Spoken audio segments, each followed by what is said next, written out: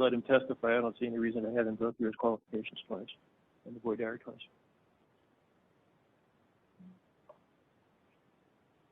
So, any concerns or questions about that? I mean, I think from talking to counsel, we might be on the verge of a stipulation. I don't think any of the analysis that I recited to the court, the prosecution is objecting to. Well, that was what I asked, was unless the parties have a stipulation, and I didn't know if you did or not. Your Honor, what I had talked to counsel about is that if the court granted the people the opportunity to cross-examine Dr. Danielson on the issues that I addressed earlier, then I would not seek to block him as an expert in DNA interpretation. Right. And I want to be very clear, that's different than DNA analysis, and counsel and I had a, I think, productive discussion about that, where if Dr. Danielson was presented as a potential expert subject to the court's approval in DNA interpretation, not forensic DNA analysis, the people would not oppose that qualification. I'm doing that, although I believe I could. People believe they could, Your Honor. I'm doing that in the effort to give the defense an opportunity to present a full defense with an idea or a view towards how an appellate court might view this if we ever end up there. So I would not oppose that qualification. I would not voir dire on it, but I would seek the opportunity to cross-examine the doctor so that the jury can appropriately assess his reliability, as we discussed earlier. And the only thing I would say in response to what counsel said is the methods that Dr. Danielson used to evaluate star mix are his own, and I believe not validated. And he's also doing an interpretation of DNA results provided by CBI. And those two things go directly to the issues that he's struggled with in the past. And that's why I'd seek to cross-examine him on those. All right. Thank you. Is that a stipulation or not? You don't have to decide now if you want to wait till the end of the day, but we probably need to know today. Right. And my understanding from talking to counsel is that counsel's definition of analysis is when a qualified DNA expert takes the biological material and does an analysis of whatever is on that within their own lab. Well, I would assume that would also go into whether or not there was any criticism of the way it was analyzed, wouldn't it?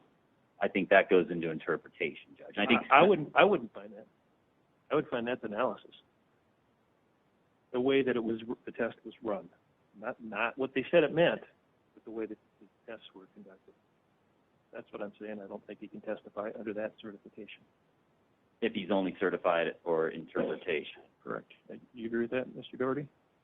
Are you seeking something? No, I agree with that, and I do think counsel, and he'll correct me if I'm wrong in saying this, but I believe he's trying to have Dr. Danielson say that he looked at the peaks and reached different conclusions about likelihood or percentages that the court's heard a lot about already. I think that's interpretation. Right. But to the court's point, I agree about the view where it would start to touch on analysis. Yes, the court's correct. Yeah, interpreting what the raw data is fine. Right. This percentage, this is what this means. But in terms of the actual testing that was done or any criticism of that, that would not be part of that expertise. And respectfully, I think this begs the question, hypothetically, if Dr. Danielson says on a particular mixture, his analysis is one person contributed 40% and another person contributed 60%, and the evidence before the jury, according to CBI, is that the first person contributed 10% and the second person contributed 90%, the natural question, and the one that he's qualified to answer, which falls within his expertise, very much so, is why are your likelihood ratios, your percentages different from star mix? And he can address that question because he knows how star mix works and he knows his own analysis. Again, that's interpretation. But it's the actual testing itself that gives you those values is what I'm saying. You can't criticize how they came up with that with this endorsement. And I understand. I'm not trying to be a pill here, Judge. When you say those values. The values that came from CBI, you can interpret. The values, their interpretation was the percentages. His interpretation will be something different. You can talk about the difference. The star mix because that's an interpretation program, is my understanding, correct? Yes, Your Honor, the court's correct. And he can talk about why he believes in his expertise, his interpretation is different than star mix. But he can't, for example, and I'm using his example, say, well, these values are wrong because they had too much, Right, because in the Dixon issue, I just did that because it came to mind. I'm not the same issue, but something that they did wrong to get those values. He cannot testify to that then with the stipulation. That's how I would interpret the stipulation. Can I take one more deep dive and ask? I just want, cause I'm not going to be able to. No, it's fine. This is saving me a lot of time this week in a stipulation, so I'm totally fine with it. Right. So I can't commit to the stipulation. I just want to make sure I'm understanding which way the court's trending right now. For instance, the court, depending on what happens during voir dire and qualification and whatnot, whether or not he gets qualified in analysis or only interpretation. No, the agreement is that it would be interpretation. Okay. If we're getting to analysis, there's no stipulation, is my understanding, and then I have to make the determination whether or not he's going to be allowed to testify or not. Okay. And go through everything else. Right. And under the court's current definition of interpretation and analysis, if he was endorsed or qualified only in interpretation, he would be precluded from saying, when CBI said on this particular item that they had this quantity, this many nanograms of stuff, and that led to their conclusion, CBI's processing of this material leading to this many nanograms, this much stuff, is in error. That would be outside the realm. That would be analysis. That would be analysis. And if he was only qualified for interpretation, he wouldn't be able to say, for instance, they got the quants wrong, therefore all their numbers. He has to accept the values they gave. Okay. Okay, that's a simple way to do it. Okay. And which I think I said. And I know, Judge, but I'm not. I ain't a PhD in genetics, and now I understand how the court's gonna define analysis and interpretation. And when we get a break in the action, I hope to meet with counsel and with Dr. Danielson and with Mr. Redwine and say, do we want to litigate this over the weekend, or? Well, you're not litigating it over the weekend. Well, I'm working on it over the weekend. I'm litigating it on Monday. Right. Do you want to litigate this on Monday, or does this stipulation still breathe life into Mr. Redwine's defense, as we all discussed? So I appreciate the court's guidance on this issue. All right. And if you need a longer break to do that, I'm fine to do it. Okay. I think early today, I don't care, because with Dr. Ha and who you have, are you going to go till 5 if we ever start? pretty close to 5. I think we're going to go Jerry Apker first, who will not be as long as Dr. Ha. Okay. And then Dr. Ha for as long as people want to be in the courtroom. We won't limit it by that. So with that, can we bring the jury up then? And I think we can. Thank you, Your Honor. Mm-hmm.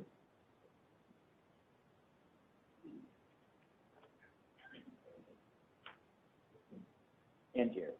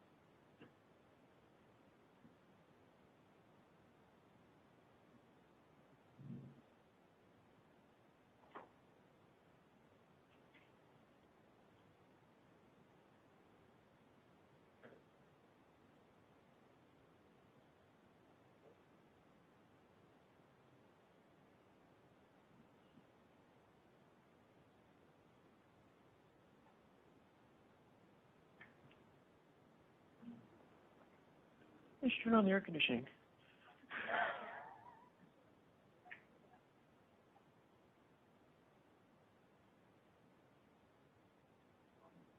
All right, thank you.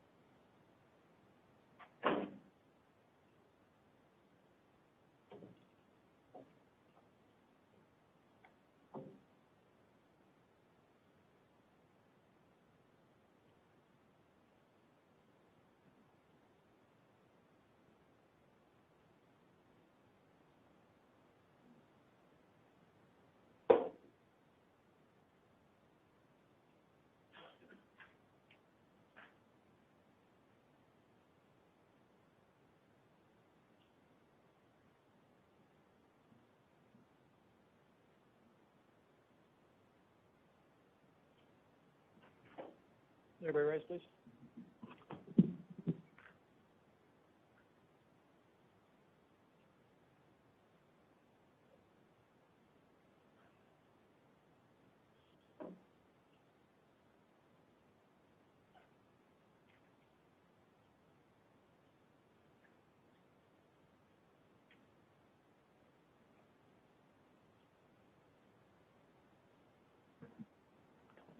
Okay, everybody be seated.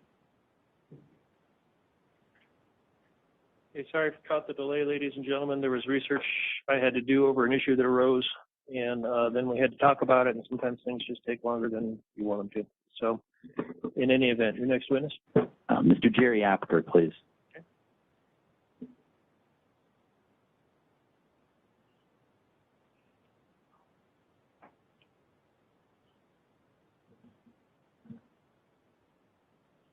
Up the witness, stand up here, please.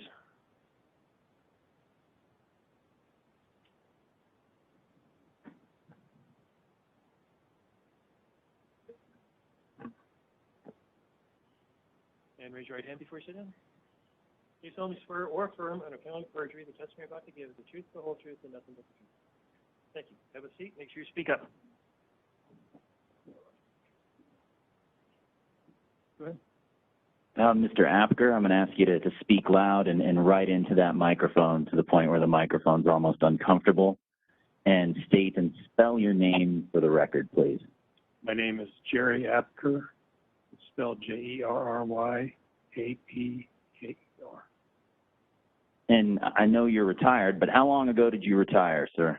I retired from the Division of Wildlife in 2017. And can you explain for the jury and the court how long you worked for the Colorado Division of Wildlife, Colorado Parks and Wildlife, and what positions you held within that organization over the last several decades? I worked for, when I was hired, it was Colorado Division of Wildlife. I worked there for 38 years. When I retired, it was Colorado Parks and Wildlife. I started as a district wildlife manager, commonly known as a game warden. I was assigned 2 different districts in that time. I was in Fort Garland on the east side of the San Luis Valley, and I was in the Pikes Peak district, west of Colorado Springs. I then promoted to area manager, which supervises the wildlife officers, and I was assigned the west side of Denver, Goldland and Idaho Springs up to the Continental Divide, and then transferred back to the San Luis Valley as an area supervisor. And then in 2000, I was promoted to the staff biologist for the terrestrial sections, emphasizing bears and lions, coyotes, carnivores. And starting with your first position with Colorado Division of Wildlife, that was, can you say again what that was and tell the jury a little bit more about what your experience was in that initial position, please? So, district wildlife manager, most people think of them as game wardens. It's the law enforcement officers that you see driving around in the trucks. In Colorado, the district wildlife manager position is a multi-purpose position. They have law enforcement responsibilities. They're fully certified as commissioned officers in the state of Colorado. But they also have education responsibilities, teaching hunter education, that kind of stuff, community relations, working with county commissions and city councils where necessary. In some cases, like in my circumstance in Pikes Peak District, Fort Carson was in my district, and so I worked with the command structure in Fort Carson, and that included Pinyon Canyon Army Maneuver Site down in southeast Colorado. In this initial position with Colorado Division of Wildlife, and as a game manager, did that give you the opportunity to get in the field and observe game, carnivores, bears, mountain lions? Yeah, essentially my pickup truck was my office. I did have a small office in my home.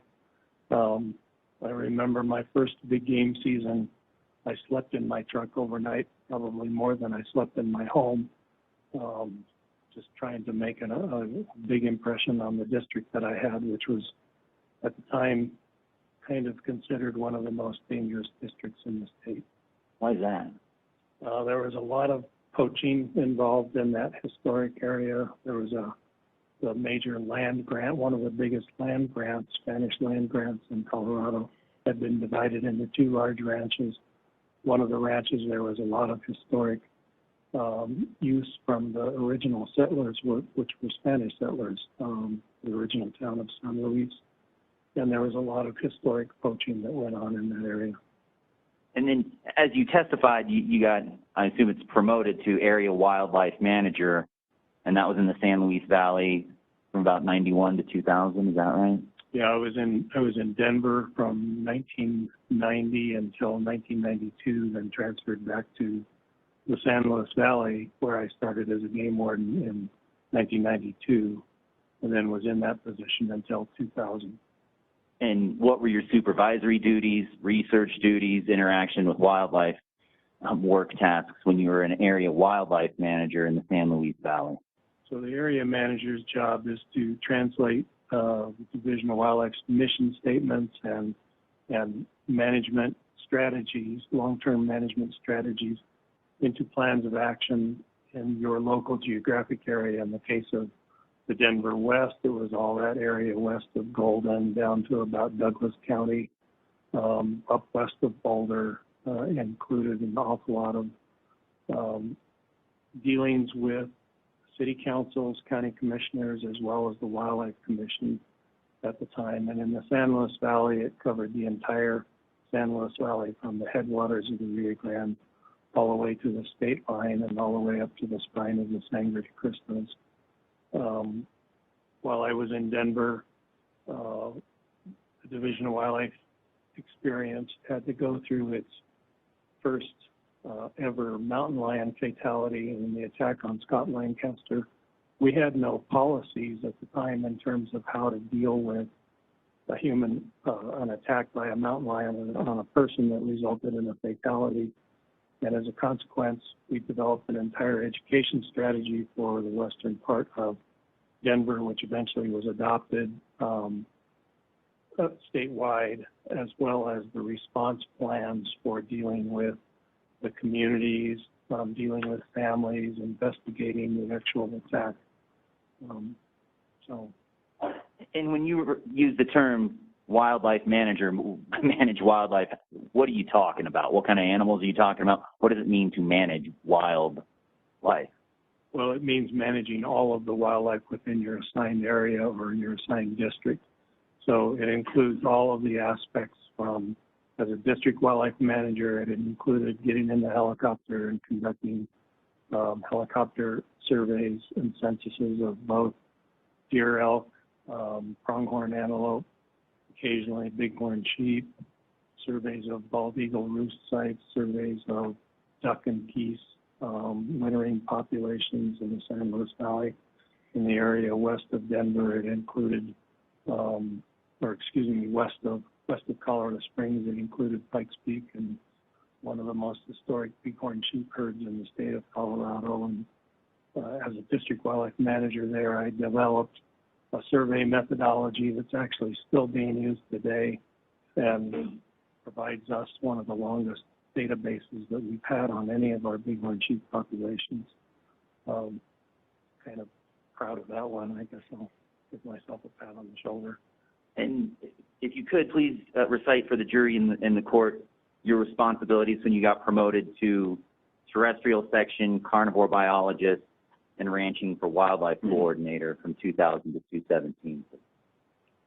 So 2000 to 2017, about that time, I had decided that I had had enough of supervision and herding cats, and I looked forward to the opportunity to do more wildlife biology work.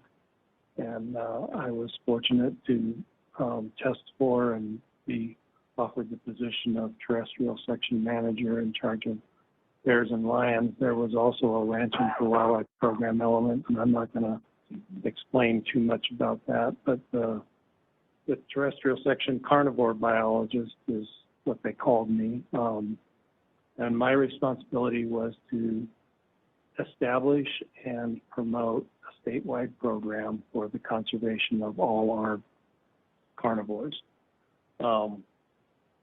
for the smaller mesocarnivores, there really wasn't all that much involved because there isn't a lot of information. The seasons at the time, were fairly wide open. And I'm sorry for interrupting. I want you to go on. Can you explain to the jury what a mesocarnivore is? I'm sorry. Mesocarnivores are actually the technical definition of a mesocarnivore is any carnivore that has 50 to 70% of its diet being meat and the rest being vegetable matter, plant matter. So a lot of people think of foxes and coyotes as carnivores, and they are. They primarily eat meat, but they also eat a lot of other things. With foxes, a lot of times they're eating insects and snakes and lizards. They're also eating plant matter. They'll dig up tubers and eat prairie primrose. Coyotes will eat, literally virtually anything, and it depends on where they're at. If you happen to be a coyote in Rocky Ford, you eat a fair amount of melons, and melon season comes around. So that's a mesocarnivore. And then my responsibilities also included the large carnivores. And give us some examples of large carnivores that you were managing. Mountain lion and bear, those are the only really large carnivores in Colorado. Occasionally we had sightings of wolves when I was working. They hadn't established themselves in the state of Colorado yet. And occasionally I would get reports of grizzly bears in the South San Juans. Those never really panned out to anything. You'd be surprised how many black bear photos I looked at over my career. And what's your educational background in biology that presumably suits you for this line of work? I have a bachelor's degree in wildlife science from Colorado State University. And over the course of 38 years of working for the state of Colorado, can you recite a few awards and accommodations that you were given for your service? I think I told you before that I'm going to be terrible at this. If you need to refresh your recollection, you're speaking. Never the primary motivation for my work. I think the first award that I received was in 1985 from the Department of Army. I think they actually called it a presidential award, but it was from the Department of Army, helping them with a wildlife management program at Fort Carson. I received a lot of awards for outstanding performance, dedication, and professionalism throughout the 1980s. 1991, I received an award from the Division for Professionalism Under Fire. That was for dealing with the investigation and the resulting mountain lion fatality response strategy. I received an award from Dylan Robbins, PC, one of the state's most recognized water attorney practices in the state, for the partnership that we had developed in the San Luis Valley. The division owned a lot of water rights when I was the supervisor down there, and so I had to manage an awful lot of those water rights in concert with a whole lot of other entities, from farmers to the municipalities in the San Luis Valley. And Dylan Robbins, BC, recognized the efforts that I put forward at that time. I was awarded the Wildlife Society is the society of all of the professional wildlife managers, wildlife biologists, and researchers in the state of Colorado. And there's a national organization as well, but I received an award for the Wildlife Professional of the Year in 1996. In 2012, the Colorado Trappers Association gave me an award for Wildlife Professional of the Year. And can you recite what, if any, management plans you've written and published for the state of Colorado as well? So my responsibility was not to write management plans for most species. That responsibility lay with the area biologists and the area managers. But my responsibility in the terrestrial section was to provide the outside parameters for how to develop those management plans, what data needed to be analyzed, how it needed to be analyzed, to determine what our management strategies going forward would be. The exception to that is the mountain lion plan. We initially tried to have mountain lion plans sort of predicated on these distinct geographic areas, kind of the way we do deer, elk planning, bear planning as well. But it became evident pretty early in my activities as carnivore biologist that mountain lions are very different than a lot of the species in the state, and they live at huge, huge scales. And a lot of our what we were calling data analysis units, lion management units, we had lions living way larger than those entire units. And so it really didn't make sense to manage on that basis. So I began drafting what ultimately has become the state's first almost statewide management plan for mountain lions. It's actually, it was in draft form when I finally retired. I gave up trying to get it passed. And my predecessor came in and he took that management plan and then put it into place for the western part of the state. So now they approved the management plan for the western part of the state. And in all these roles of managing wildlife, managing carnivores, have you been able to see meso carnivores and large carnivores in the field doing their thing? Yes. And is there any way to estimate the dozens, hundreds, thousands of hours you've spent observing these animals in the field? And if you can't, you can. Oh, thousands of hours. Thousands maybe. Your Honor, at this time I'd move to qualify and offer Mr. Jerry Apker as an expert in wildlife biology, carnivore biology, wildlife management in the state of Colorado. Any objection? Good afternoon, Mr. Apker. Any objection? No, Judge. Thank you. What was the third category, though? I heard wildlife biology. I heard carnivore biology. What was the third? Wildlife management. No objection. Okay. He'll be accepted as an expert in those areas. And Mr. Apker, I want to talk about where you did the vast majority of your work in this context, and I understand that to be the San Luis Valley. Is that correct? Well, I lived and worked out of the San Luis Valley. I was district manager down there first for 3 years, area manager for 8 years, and then I was in the terrestrial section for the remainder of my career from 2000 until 2017.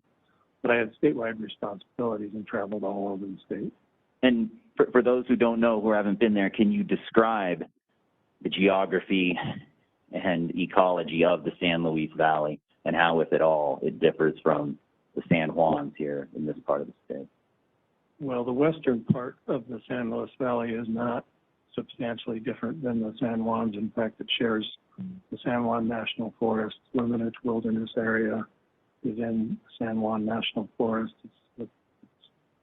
A large portion of it is in what's considered the San Luis Valley. It's the upper Rio Grande, but it's a montane area, and the valley itself is a high mountain park. The elevation is about 7,000 to 7,500 feet.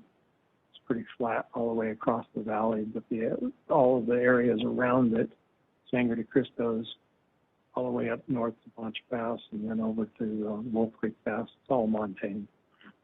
And safe to say that the species that do their thing and live in the San Luis Valley are the same species that live in the San Juans and in the Vallecito area here in this part of the state as well? Yes. Okay.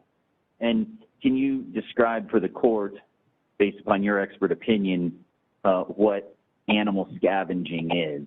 And if you can confine your answer to scavenging by carnivores. Scavenging by carnivores is simply the utilization of an already dead carcass for its food resource.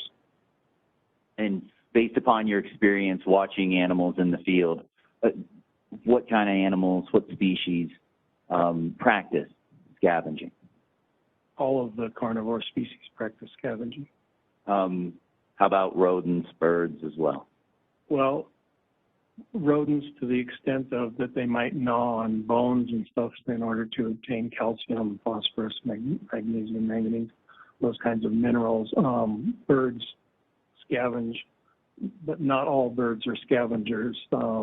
Jays, crows, the corvids, obviously vultures and the raptors will scavenge on a carcass. Magpies too? Magpies are corvids, so yes. Oh, thank you. Sorry. No, that's. And can you describe, focusing on carnivores, what kind of damage a carnivore can do to a carcass, to soft tissue and bones, based upon what you've observed, what you've seen in the field? Right. Well, so probably would have to characterize that a bit differently between the different carnivores. Bears are probably the most notorious sloppy scavengers. They'll grab hold of a carcass, and even in relatively advanced stages of decomposition, things that would almost make most people throw up, and just begin to kind of pull them apart and tear them apart. And stuff gets strewn all over. They're tearing it, whatever shoulder meat, they're pulling the hide back. So that's a bear, a black bear. Mountain lions, comparatively, both in terms of scavenging as well as in terms of predation, are the most probably fastidious in terms of their behavior, and they will less frequently drag a scavenged carcass very far, but they'll drag it a little ways underneath some shrubs and stuff, and then they'll take a meal, and then after having taken a meal, then they'll scratch grass and dirt and stuff up over the carcass. Many of you have cats. You may have seen that kind of behavior in cats. Cats do the same kind of thing when you scratch over. How about mesocarnivores, including coyotes?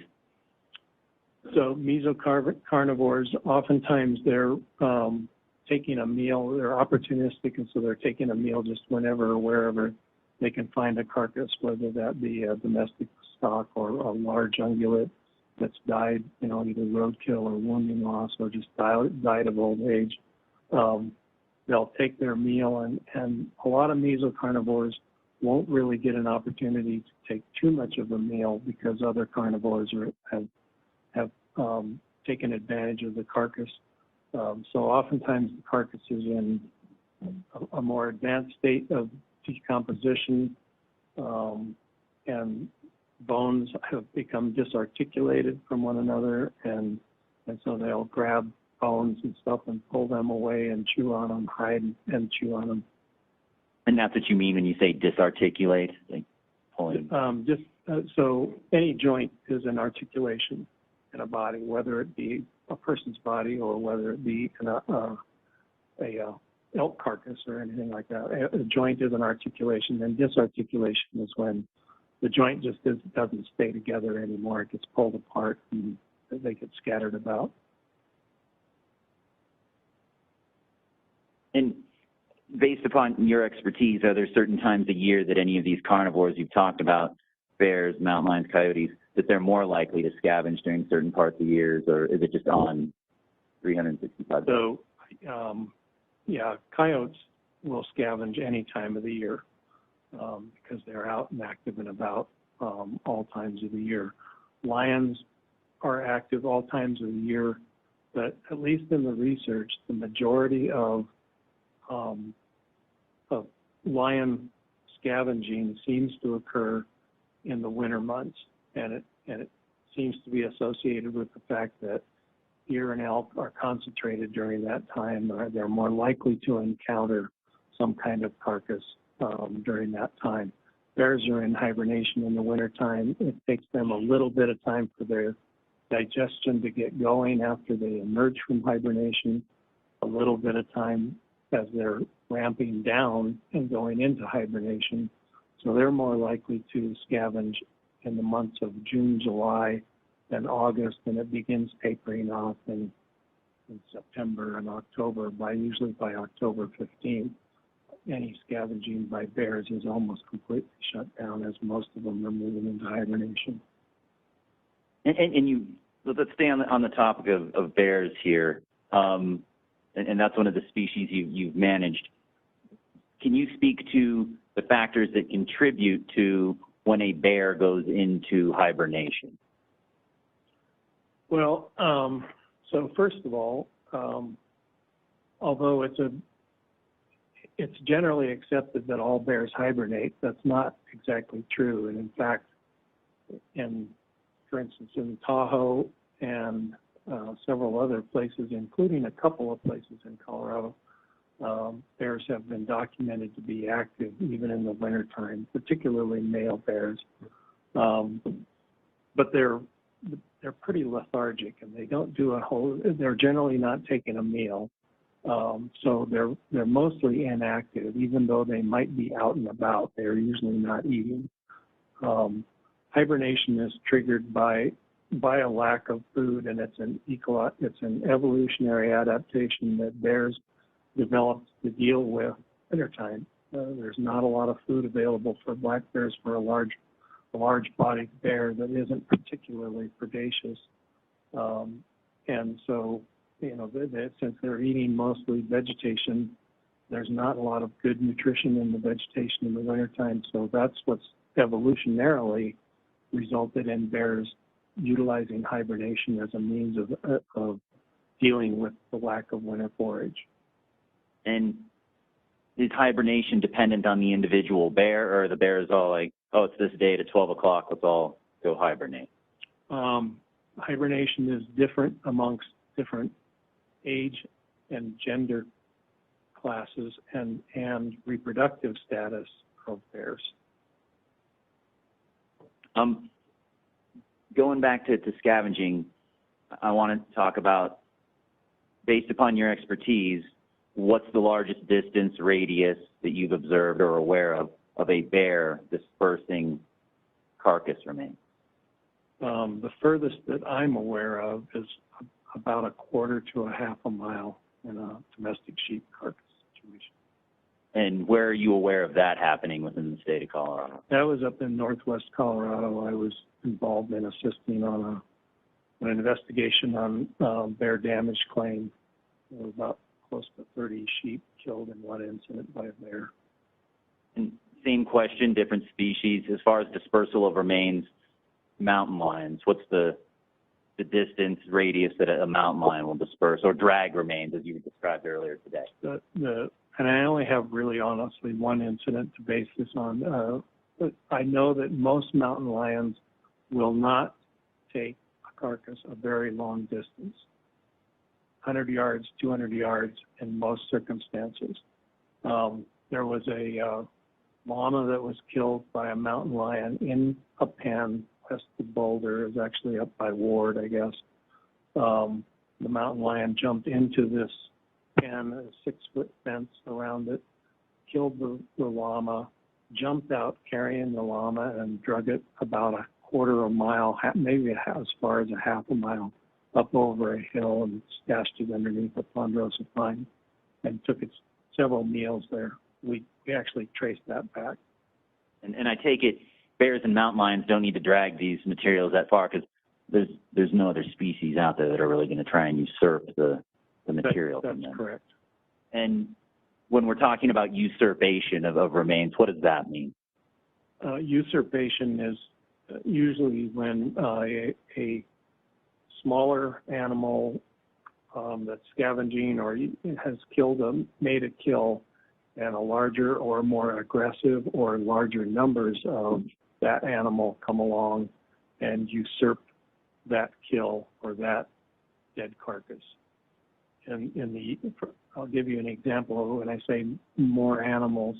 In the Yellowstone area, wolves usurping kills by lions is relatively common. It's also one of the reasons we think evolutionarily that mountain lions tend to fear canids, because wolves tended to be more aggressive towards mountain lions and mountain lion kills.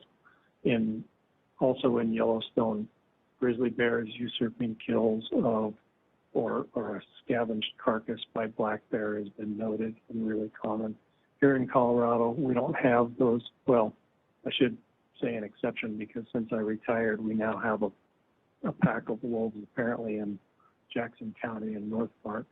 But I never had to deal with the experiences of observing wolves, grizzly bears usurping carcasses, and bears and lions appear to utilize the landscape. Black bears and lions appear to utilize the landscape differently.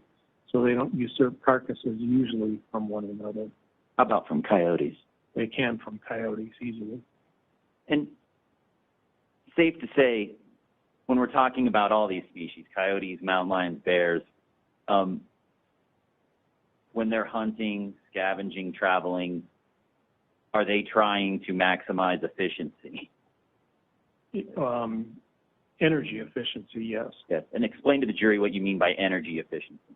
So there's three driving factors that really affect animal behaviors. One is predator avoidance, one is food gathering, and the third is reproduction. Those are the three things that really motivate animals. And then all that, the thing that's really most important, or one of the things that's really important to them, is conserving energy, because you never know when you're going to get your next meal when you're a wild animal. So conserving energy is very important, and the only real exception to that is in terms of reproductive behaviors. Oftentimes it's worth expending extravagant amounts of energy in order to be able to reproduce in the wild.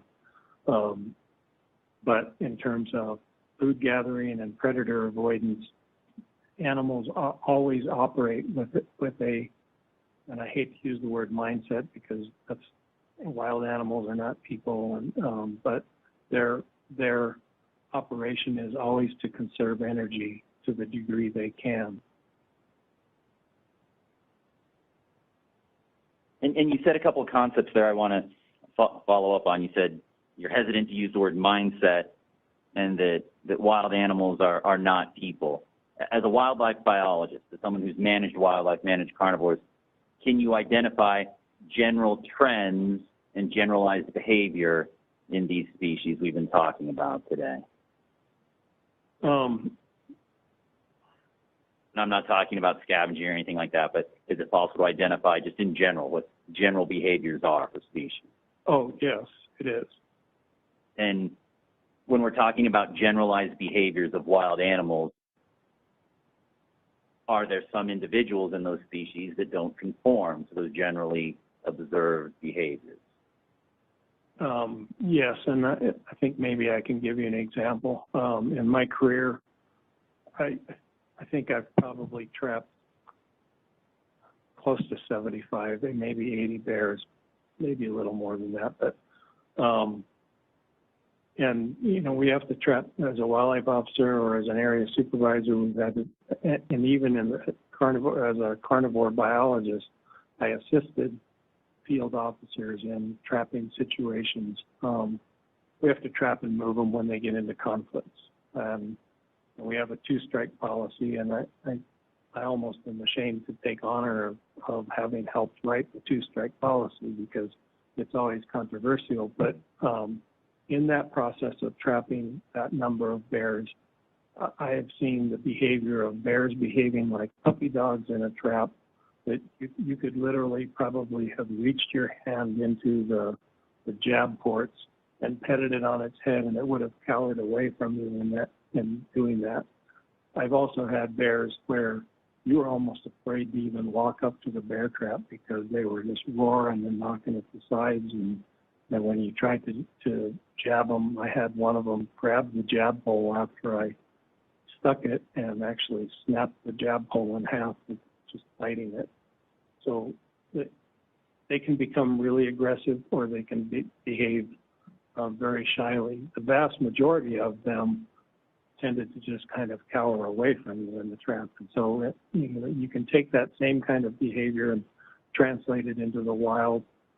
Some bears are more aggressive than other bears. Generally, males tend to be more aggressive than females.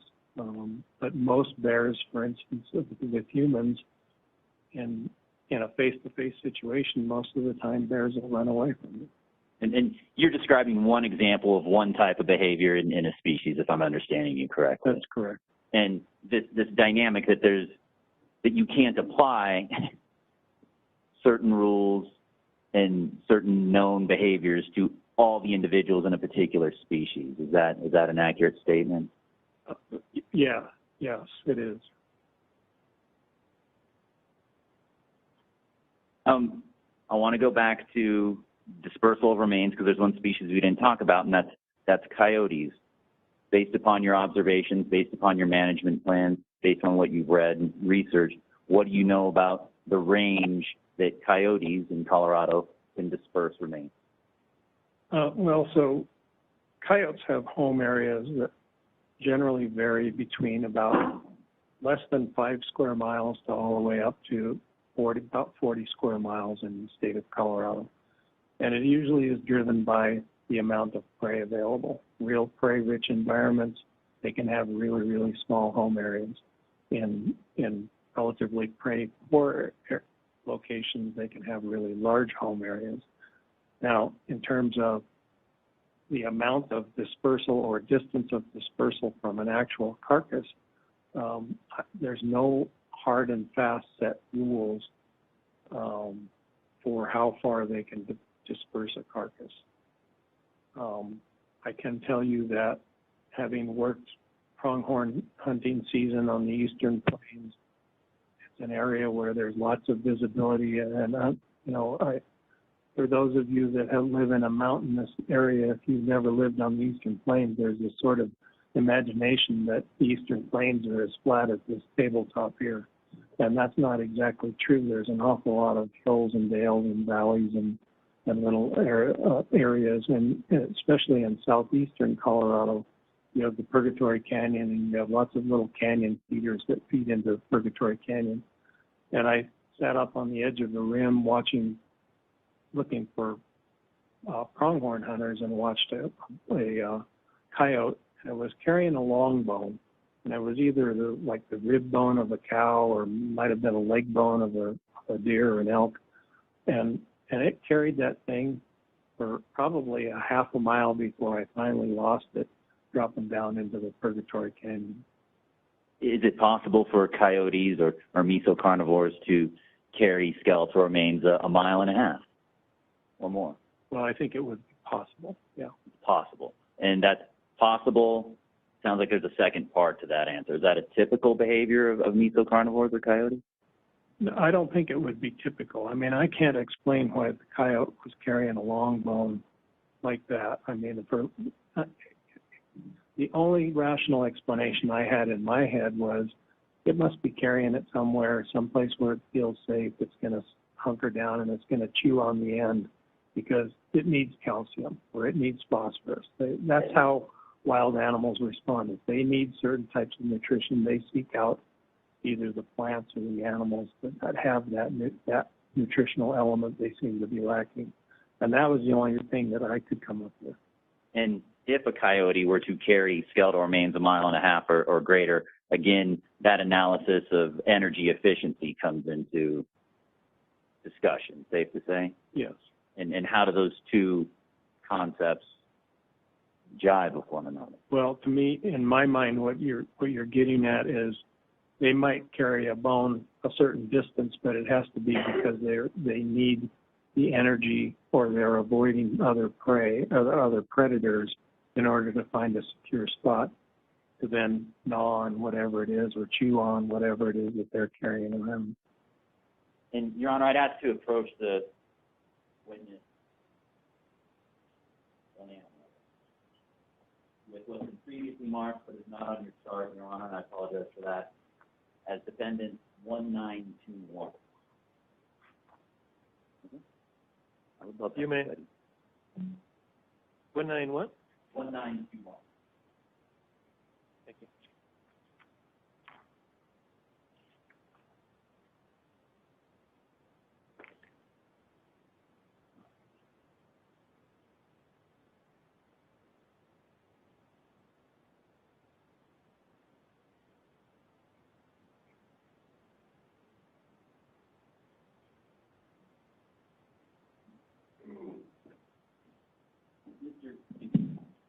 Mr. Apker, do you know what this is and what it's portraying? Well, it's a topographic map, and I can see portions of Wimnich Wilderness is defined in that area. And do you know how to read a topographical map? Yeah, in terms of the contour lines and whatnot, yes. And does this map appear to be a fair and accurate representation of these portions of the Wyoming wilderness? Yes. I'd move to admit defendant 1921. No objection, Your Honor. Submitted.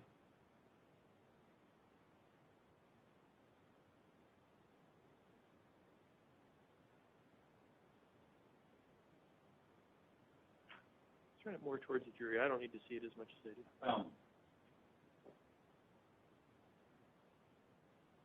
Can you see Mr. Johnson? Yes, Your Honor. All right. But your witness Sure. can't see, so push it back or move I'm it. going to ask him to stand up a second. All right. I'm with you.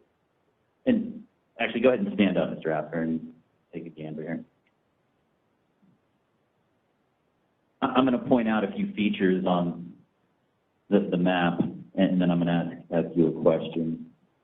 Safe to say where I'm pointing here appears to be the Vallecito campground, correct? And it's labeled as much. And the way this has got to work, the way this works, I got to hand you the microphone. And so I'm going to listen. And would you agree there's also what appears to be a road that kind of snakes up this way, crosses Bear Creek, gets really close to Bear Creek again, winds up, comes back down, and comes down into an area that's labeled as Runlet Park.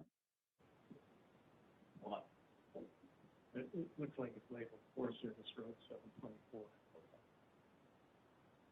And my question for you is, based upon your expertise, observing carnivores in the field, managing carnivores, being familiar with coyote behavior, is it possible for a coyote to carry remains or skeletal remains from this area here on the road,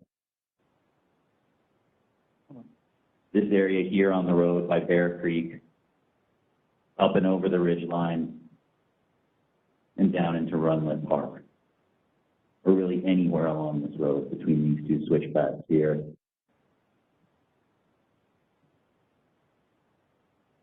Well, okay, so I'm looking at Runlet Park, anywhere between 10.4 and 10.6 elevation. Or even below that as well. Okay, 10,000 Mr. feet. Apker, you need to stand off the side a little more so the jury can see what you're Okay, I'm sorry. So Runlet Park, and the elevation here is anywhere between 10,000 and 10.6. And you said from over about here. This stretch of road 724. Okay, well, let's just take the lowest elevation. You're talking about somewhere between 9,200 feet to 10.2. 1,000 feet of elevation gain.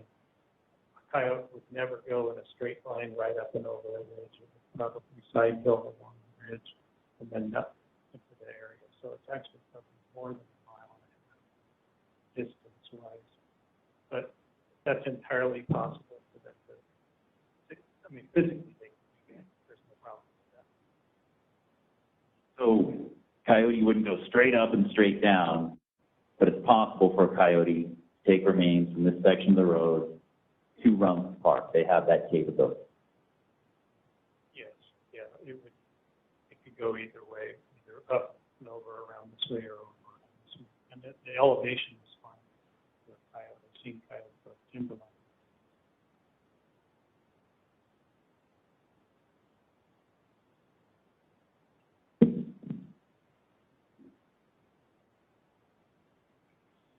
Are you done with that exhibit? It's fine if he leaves it up, Judge. It's not fine with me. 'cause Oh, you can't- I understand. Might be putting it back up now. And that's fine, you can do it when you're ready. Thank you.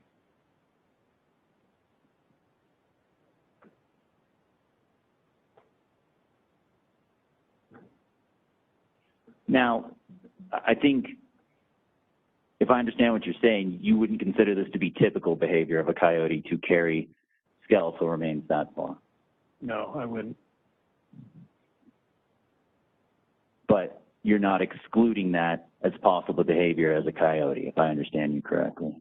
No, I mean, honestly, I almost, at this point, I'm retired, but at this point in my career, I almost don't discount any behavior. I mean, I know that we have wild animals, you always sort of say, this is the normal and typical behavior. Well, normal and typical for black bears is to have a litter of 1 or 2, maybe 3 cubs. But I know it's been documented in the eastern United States as well as in Utah and California. Bears have had as many as 6 cubs. So, you know, normal and typical behavior, that's a physiological function. So in terms of behaviors, I would expect behaviors to be even more diverse. So is it normal for a coyote to carry a bone a long distance? No, it's not really normal, but is it possible? Certainly is possible. But I can't give you probabilities or anything like that. And if I understand correctly, you're unaware of any hard and fast rules as to how far a coyote would carry skeletal remains. Yeah, I'm not aware of any kind of research or documentation.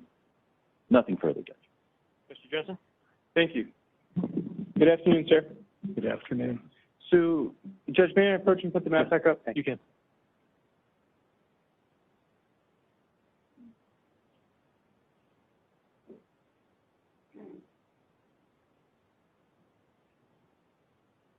So, sir, with the map in mind, and we'll talk about it specifically in a minute, it's possible that a bear could carry a skull that far too physically, right? Yes. And it's possible that a mountain lion could carry a skull that far physically, right? Physically, yes. Have you ever seen anything like that in your career? Bears and lions, no. And I'm not aware of, I've never seen a coyote carry anything that far in my career. The furthest you've seen is a half mile? About a half a mile. Yeah. Okay. And you were able to see that because you were out on a flatter, more like the plains, right? Well, it was the plains, but it was the Purgatory Canyon area. Okay. So it was hilly? Well, yeah, I mean, I was sitting on the edge of a vertical cliff that was maybe 400 feet straight drop, sandstone country, and I was watching the coyote across the Purgatory Canyon on the other side. Going across the ground of the canyon? It was moving across some ledges, dropped down into a little draw, climbed up over another little draw, dropped over another little draw, and then it beat down and dropped into the tamarisk in the bottom of the Purgatory River basin, and I lost it there. Okay. So fair to say it was within your sight for that half mile? Yeah. Because there wasn't a whole lot of cover for the coyote to get to with the bone? That's right. I was watching it through a spotting scope. And so it's a very different, even if it's hilly and had some cliff, it's very different terrain than we're talking about on Middle Mountain Road, right? Well, yeah, it's Eastern Plains, pinyon juniper forest, if you could even call it forest scrubland, and then down into the Purgatory riparian area. This is all montane. Right. So no deadfall. That's correct. And no forestry and cover like that. That's correct. Okay. And then when we talk about the map here, may I approach you? Yes.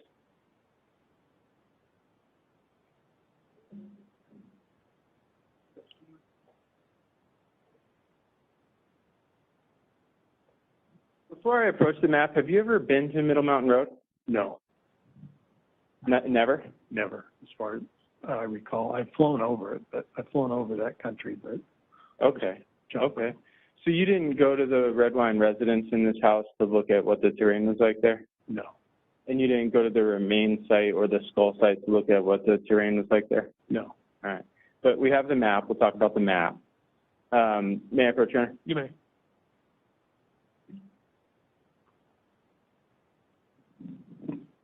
So you talked about, can you see, sir? Let the jury see too. Can you step out Yes, one Your side Honor. or the other? So you talked about, this is about 1,500 vertical feet from the base of the road up and another 500 down. Does that sound about right?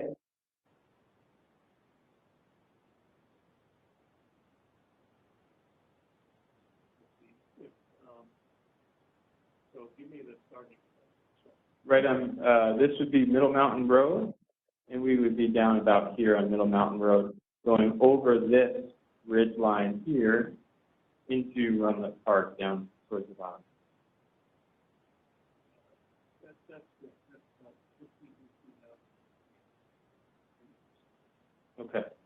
Thank you, sir. And assuming that there's deadfall in here and it's thick woods, assuming that, you're saying a coyote wouldn't even take this route that would be the 1.5 miles at the profile. Yeah. All right. So let's assume this coyote that we've never seen, or would you agree with me, isn't really in any studies or literature? Okay. Let's talk about the hypothetical coyote. The hypothetical coyote, you think is probably going to find a way around, like, somewhere around here. Would you like to show the jury what route you think might be most logical?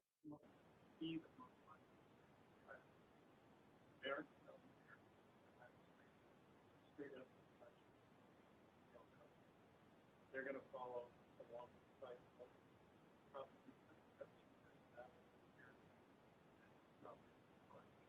the Okay. So, sir, if we're talking 1.5 miles right here, we're talking almost double that if the coyote's going around. Okay. And on that 2 to 3 miles, just by looking at the map, you'd agree with me there's still a lot of woods and deadfall, et cetera.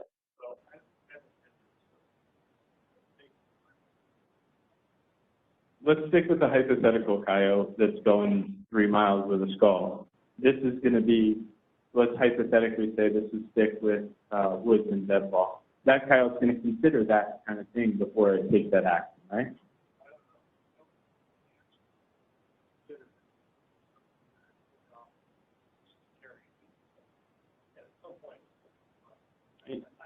Right. But at what point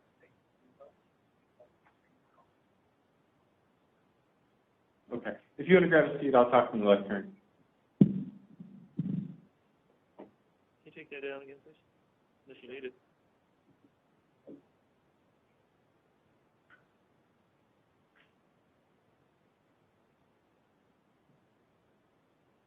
So when we talk about that coyote, whether it's going to continue to carry it, there are factors we can consider, right, that the coyote might consider?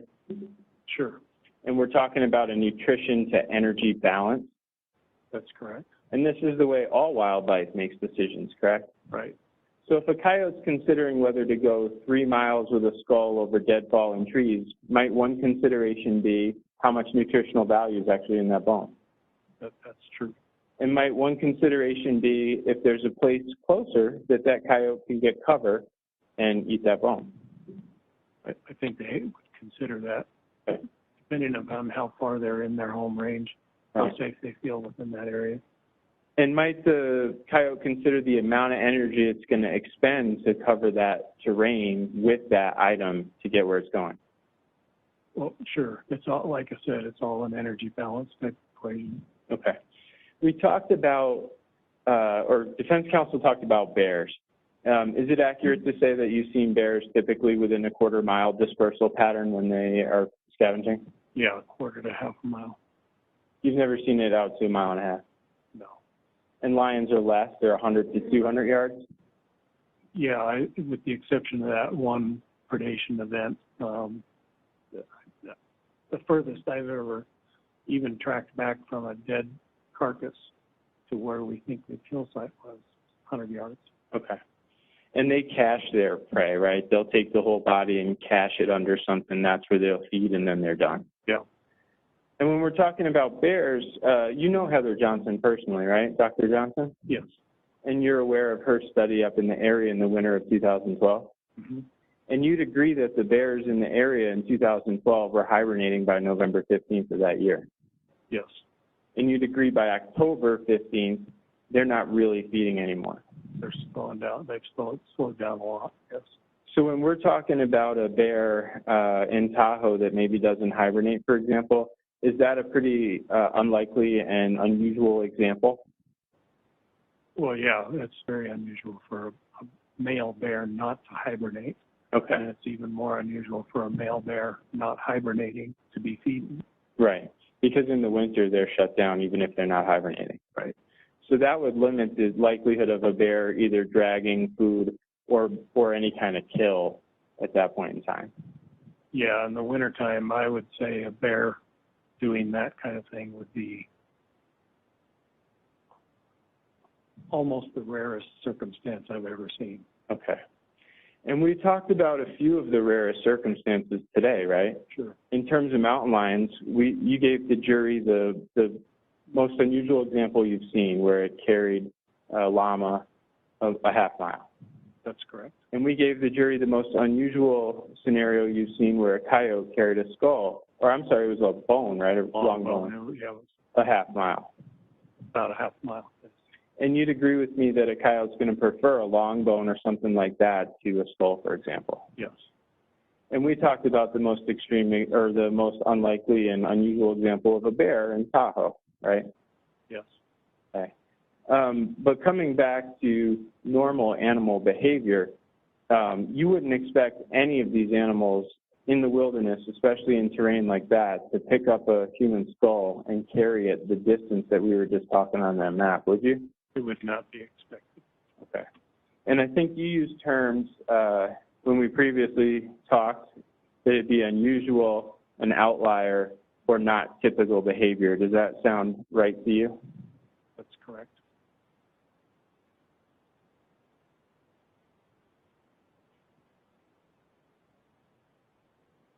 Thank you, sir. I appreciate your time. Thank you. Redirect? Let's talk about the most famous coyote ever from Purgatory Canyon. You were unable to watch how far that coyote took that bone because it disappeared from sight, correct? Yes, that's correct. So you saw it carry that bone at least a half mile, right? It was carrying it a half mile from the moment I saw it, it was carrying the bone.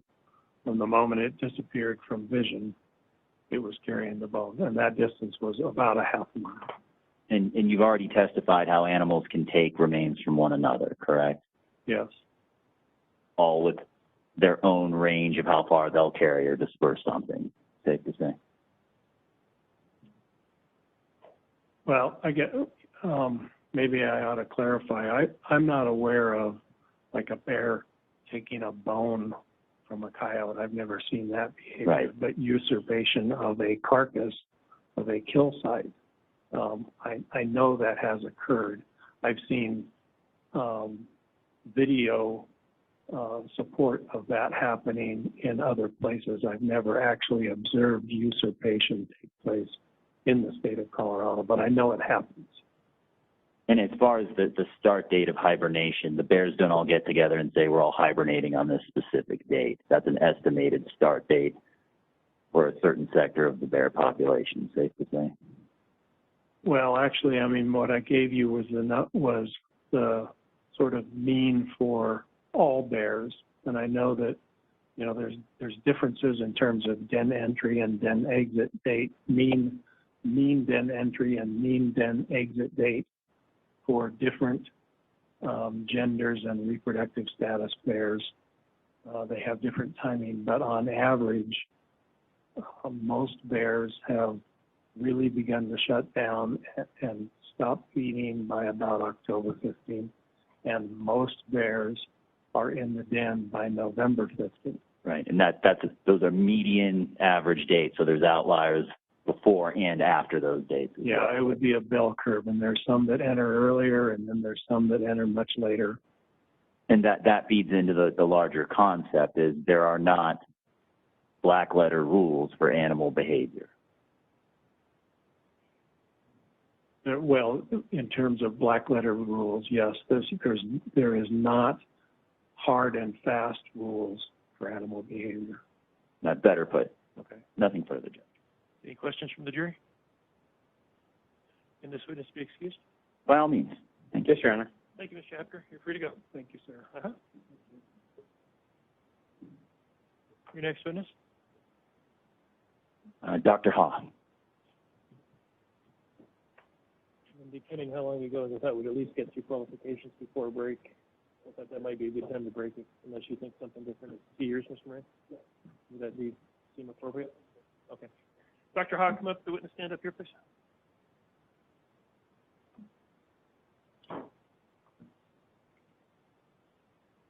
And if you would raise your right hand before you sit down. Do you solemnly swear or affirm under penalty of perjury the testimony you're about to give is the truth, the whole truth, and nothing but the truth? I do. Thank you. Have a seat.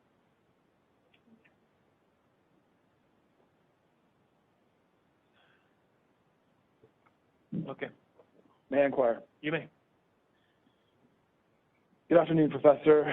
Would you please state your name and spell your last name for the record?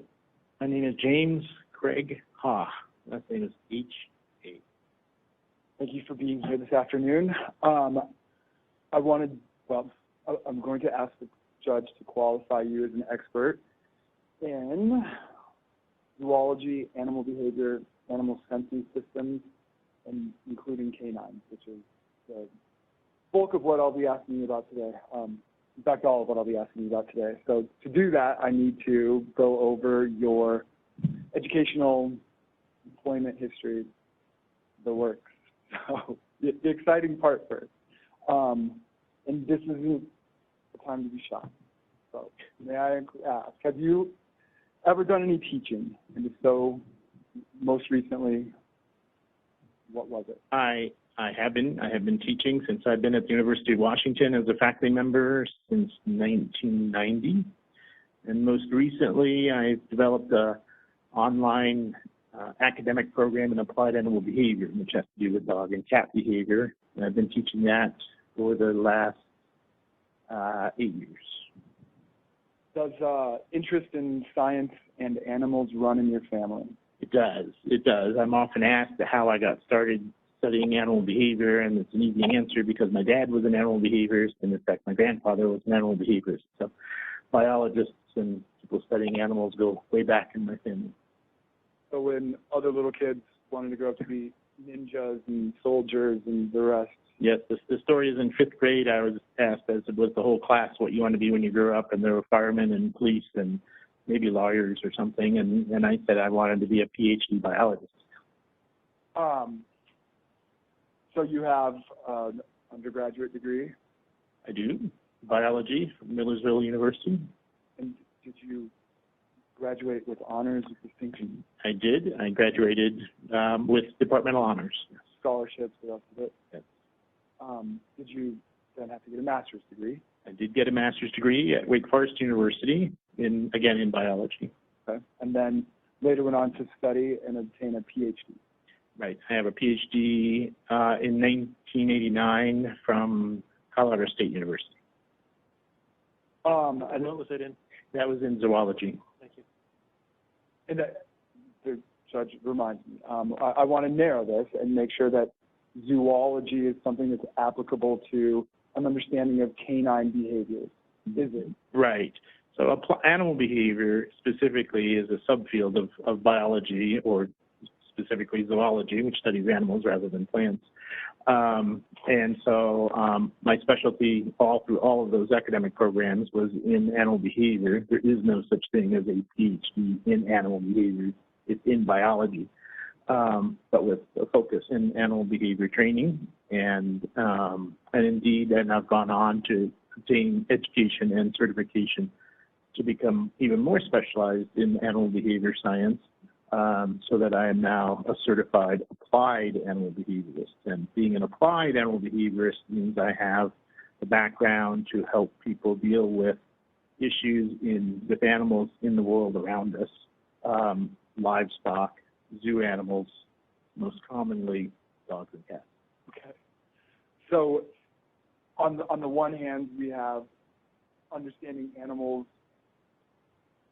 in and of themselves, and the zoology part of it, but also the applied part is how humans interact with them. That's correct. That's correct. Or how humans impact animals, or how animals impact humans, and the human-animal bond, whether that's detection dogs or therapy dogs or really badly behaved dogs in your house or whatever. Okay. Let me ask what emeritus professor means, if I may. You're emeritus research professor? Right. I spent my career as what's called in the research professor track at the University of Washington. This means I was primarily focused in research and providing my own salary funds through my own research grants and so on.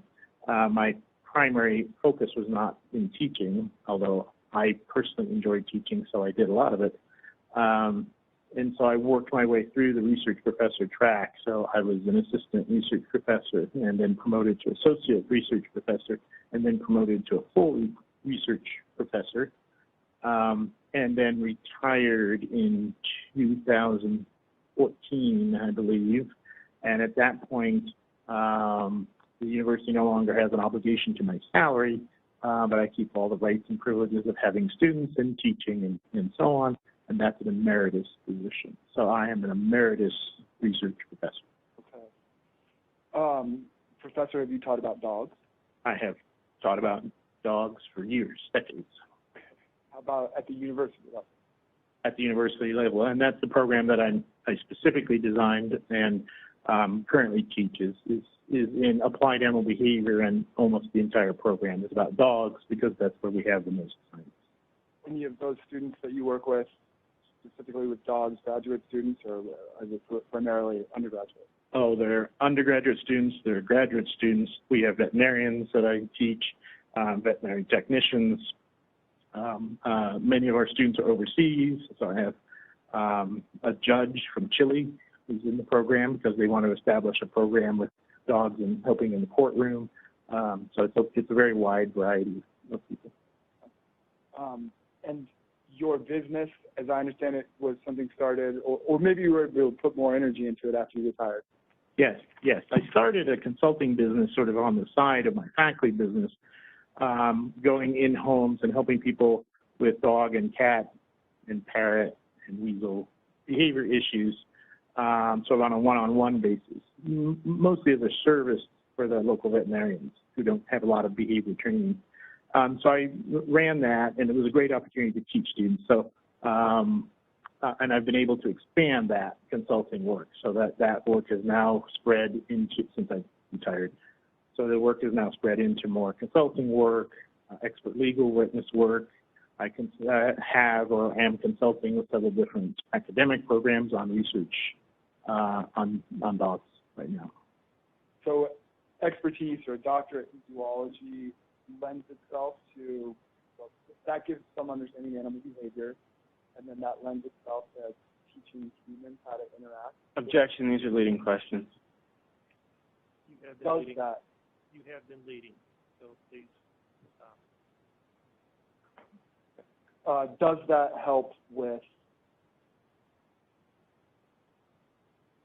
talk to me about how a doctorate in zoology helps them with an understanding of animal behavior and how to apply that to humans and how humans interact. So a degree in zoology gives you the broad background. In other words, the kind of education I have to get is in things like animal physiology, how the sensory system works, how the brain works, how hormones work, how the muscles work in all kinds of animals. And likewise, I have background in evolutionary biology. I have a background in sensory systems. You get into specialized courses in reproduction and genetics, and this is all covered. And we're covering it in zoology, so that means for all animals. My interests, of course, were particularly focused on the behavior part and how all these other zoology factors influence the behavior of an organism. And so I was particularly focused on how what this all had to do with behavior, and took a large number of animal behavior courses as part of my zoology training.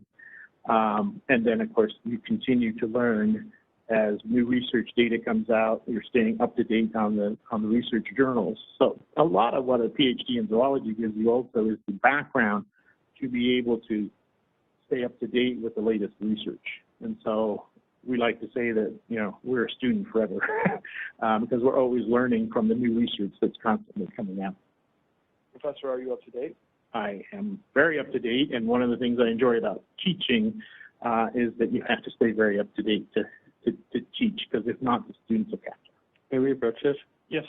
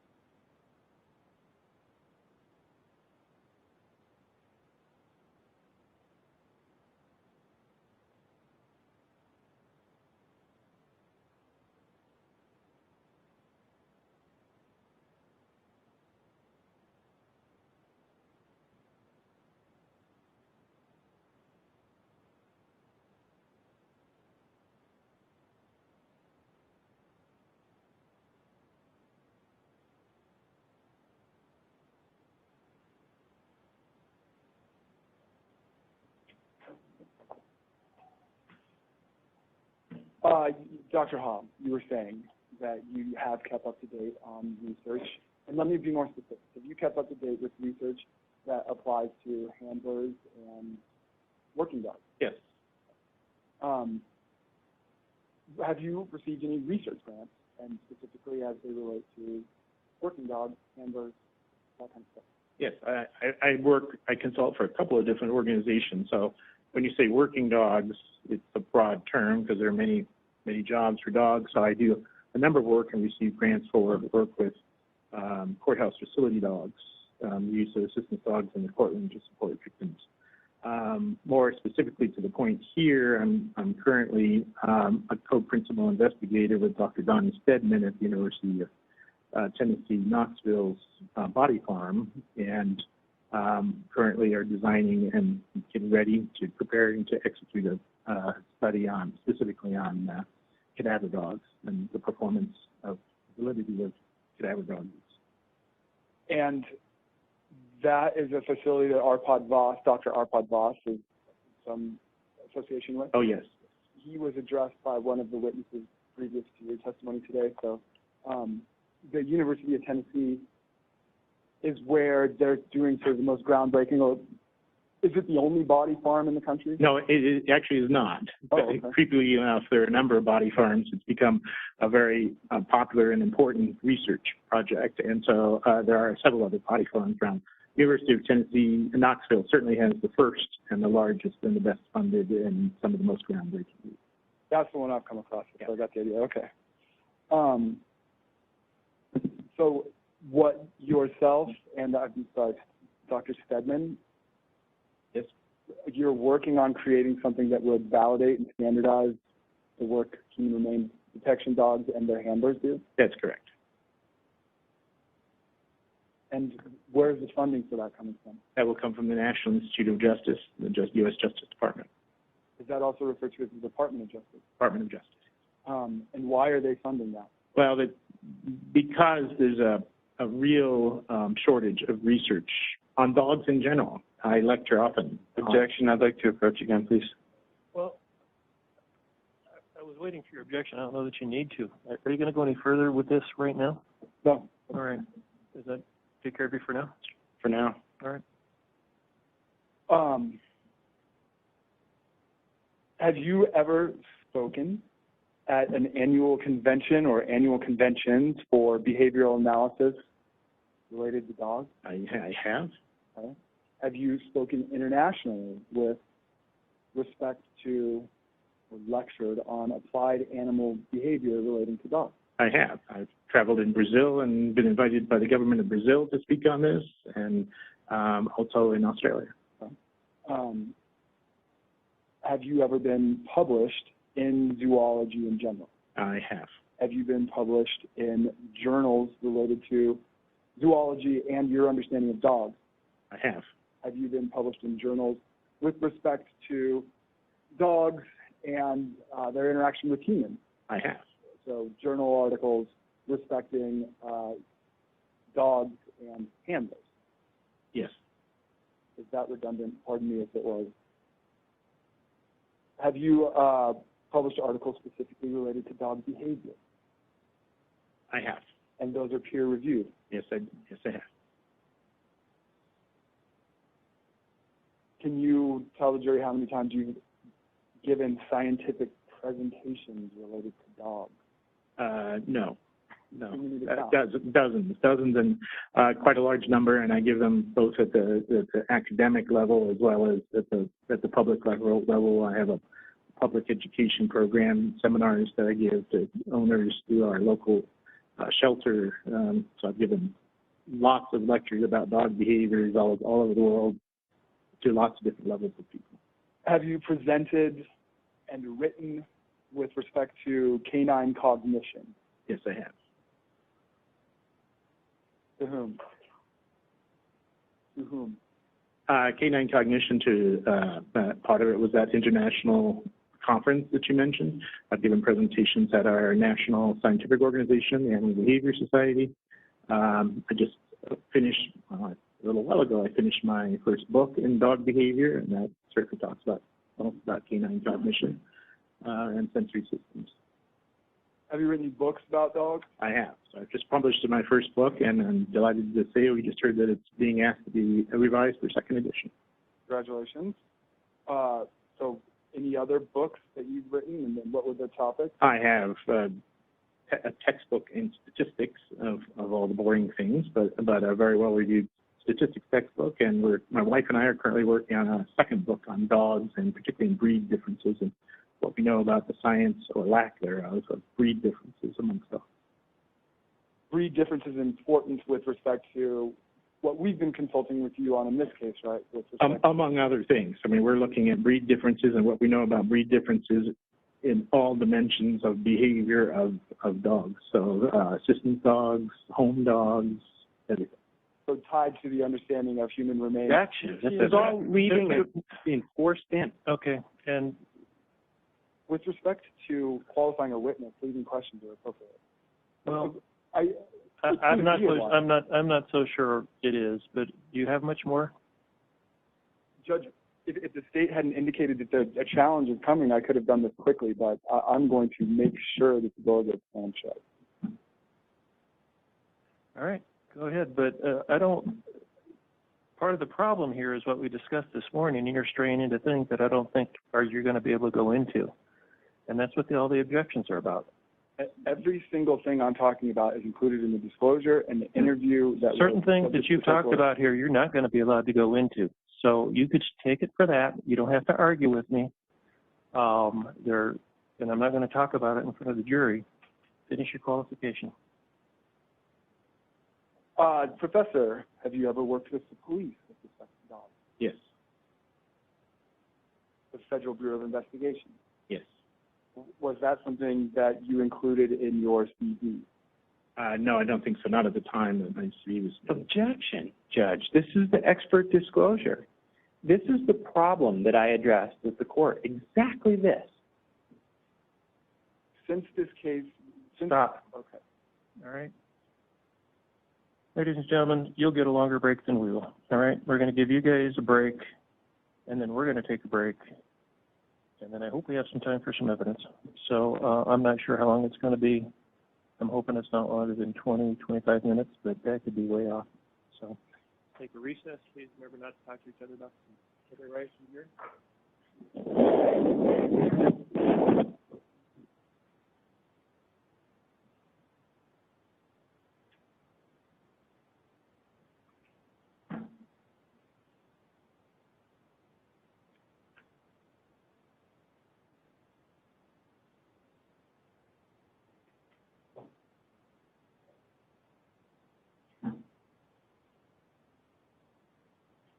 Everybody be seated. I left the stuff I read in the shower.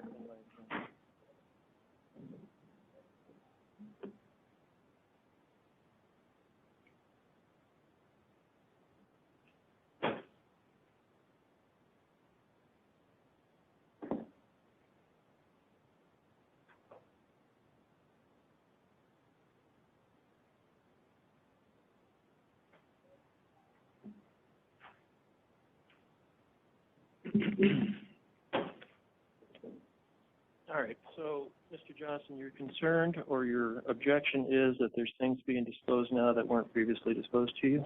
Yes, Judge. I have several issues, but I would ask that the doctor step out. I think the leading questions have been forcing a connection between handling and his resume or CV, and I'm concerned if he sits through the testimony, that'll be done even easier. Well, the questioning anyway. I think you should step down for a little bit, and we'll call you when it's time.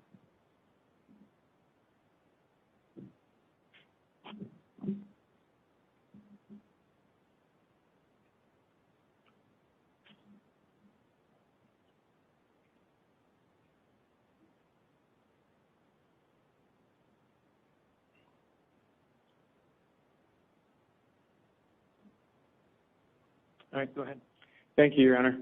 So I tried to raise this issue long ago, and that's why I filed the pleadings, and that's why we have the order from the court. And all I ever really wanted was an updated CV, and I wanted a report with expert opinions and the basis thereof. And instead, I have that 8-page interview that I talked to Dr. Ha back in 2019. I have a CV. May I approach with a copy of the CV, Judge? Yes.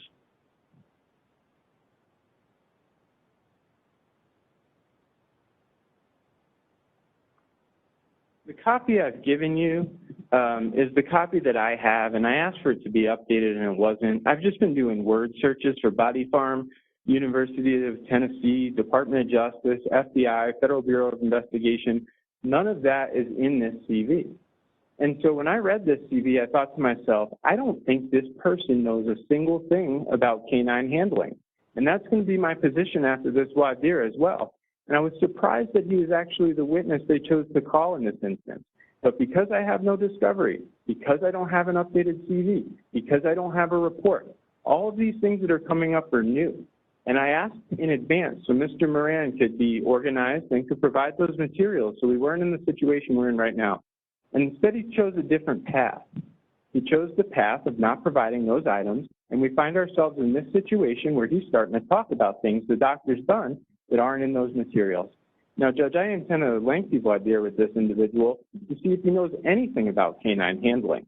But that aside, these are discovery violations, and the court has ruled that they're limited to that 8-page report, and I have the CV that I have right in front of you. If it's convenient, Judge, I've highlighted every section in there that uses the word dog, canine, or puppy, and there's not once that the word handler appears in that CV.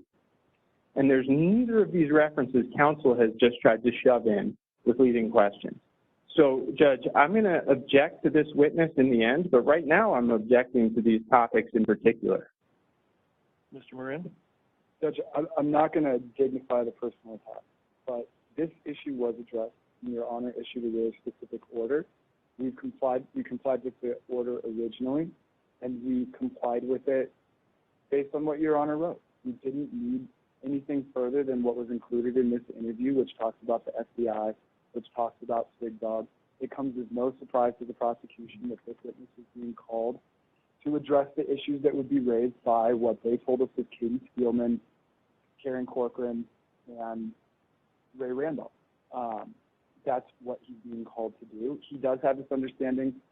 I accept that some of the newest work that's come about as people have gotten vaccinated and COVID is sort of winding down, that's when they started creating this program with the University of Tennessee. So that's probably fair. I can move off of that. It's work that's done since the disclosure and order was made by Your Honor. But absent that, the notion that Dr. Haw is a surprise to Mr. Johnson. Well, that's not what he's saying. What he's saying is he's entitled to have notice and a report, which he never did, so he ended up doing this interview as to what he's going to testify about. And so, it's going to be difficult for me to make rulings, because I'm going to have to go back through this as the testimony is going, but that's what the argument is. It's not that he didn't know about Dr. Haw. He'd known about Dr. Haw for quite a while. Right. And Mr. Johnson made this same specious argument in a pleading filed with Your Honor. If you're not going to respond to personal attacks, please don't make any, okay? The specious argument is a personal attack. So just... I say that with the support of the fact that there was a pleading filed with Your Honor saying that they didn't have any notice of Dr. Haw. That wasn't true. There had been a disclosure provided by the defense. It provided Dr. Haw's information. It provided what we expected him to talk about. And then Dr. Haw, different than Your Honor will recall with former Officer Corcoran, who would not speak with us, Dr. Haw made himself available for a lengthy interview with the prosecution. And what's contained in that interview, what's contained in his CV, and what's contained in my disclosures is wide enough that we can cover the topics necessary. But also, and importantly, he's being called to rebut the testimony provided by the prosecution witnesses. And to argue that they're not on notice of the things that would be brought to bear by this witness to challenge their witnesses who have lower qualifications, I believe to be, the only word that's coming to mind is specious, and I'm sorry if that sounds like a personal attack, but that's where we're at. That's what we're calling him for. He is eminently qualified. I welcome a voir dire examination on this. So if there's any further record, I'm happy to make it. What we're going to do at this point is I want you to request to be qualified as an expert when the jury comes back. Allow Mr. Johnson to do his voir dire. If you feel the need, you can do more. Sure. and then we'll see what I decide. So is this a copy for the court? Or You may have it, Your Honor. That's we fine. need to mark it as a court exhibit, I believe. We probably need to mark, which I've written on now, unfortunately, the investigative report as a court exhibit also. At some point, can I get a clean version of the investigative report so that my marks aren't on it? Yes, Your Honor. Okay, and we'll mark those both as court exhibits for the record. May I inquire what they Hold on a are? second. 7 and 8. One is the report, Chuck Heidel's report. Right. Would be, we'll just say that's 7, and then 8 will be the CV that was provided. Okay. The last thing on this too is that this report from Mr. Heidel does not represent the entirety of what was discussed in that phone call. But I think Well, that what's in here, that may be the case, but you've got my order, and it's limited to the report. cool. It's sufficient to get into what I need to get into with this. So, Judge, and Mr. Moran keeps referencing the information he wrote out on the endorsement. The court was clear it's limited to the report, so it's the actual information I got from Dr. Ha, so I know what he's saying. That's what my order said. Thank you, Judge. I beg your pardon, that is false. He will not be allowed to give more detailed testimony than was contained in Investigator Heidel's report or in any previously filed expert disclosure. Right, and my understanding is there was no other expert disclosure, was there? Am I wrong about that? No, I have nothing else from his expert. I have a CV, and I have that interview. Mr. Moran did an expert endorsement. That's what prompted me to file the motion, which prompted the court's order. And I'm not going to read the court's order to the court, but Mr. Moran picked a sentence out of it, and there's another sentence in it that also talks about he will be allowed to testify concerning the information contained in Investigator Heidel's report. It was marked as pages 24447 to 24454 of discovery, period. And that was issued on October 18th, 2020, and counsel's had near 9 months with that order and that document. If you wanted to provide me with a report, I'd have been happy to receive it. Your Honor, hold on, and my order indicates that that's what's to be done if you want something else. That was the very last sentence of my order, Mr. Moran. Judge, Yes. on February 25th, 2019, significantly in advance of the order that Mr. Johnson keeps referencing, I filed a disclosure with the court describing information we expected Dr. Ha to provide. So when Your Honor writes in an order that information that was gleaned from the discussion with Investigator Heidel that's in that 8-page report and any other previous disclosures, I think a reasonable reader takes away from that February 2019 disclosure was part of what the court was describing. Well, your disclosure is really just a notice. It's not the actual report. It's not what Dr. Ha knows. And my order is pretty darn specific. It's limited to what's in the report and any subsequent disclosures, not from you. The disclosures are referring to reports or information about Dr. Ha that's different so that there can be, again, another interview. Does it make sense to everyone that this order came out after my disclosure? Does it make sense that the order is the order and I'm done talking to Okay. Mr. Moran? Then it incorporates my disclosure, which I had to go over with Dr. Ha to say, may I file this with your endorsement on the top of it? Of course he approved it. It is what I have to... But this is your work product, not his. They're entitled to know what he thinks, not what you think he thinks. We're going to be in recess for another 15 minutes.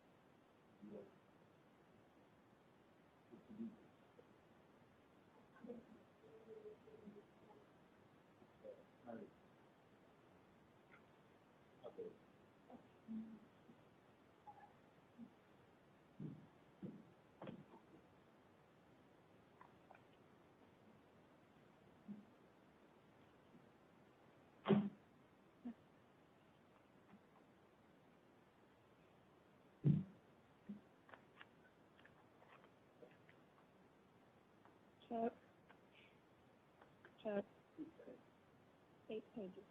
What? 8 pages. Yeah, what? One of 8.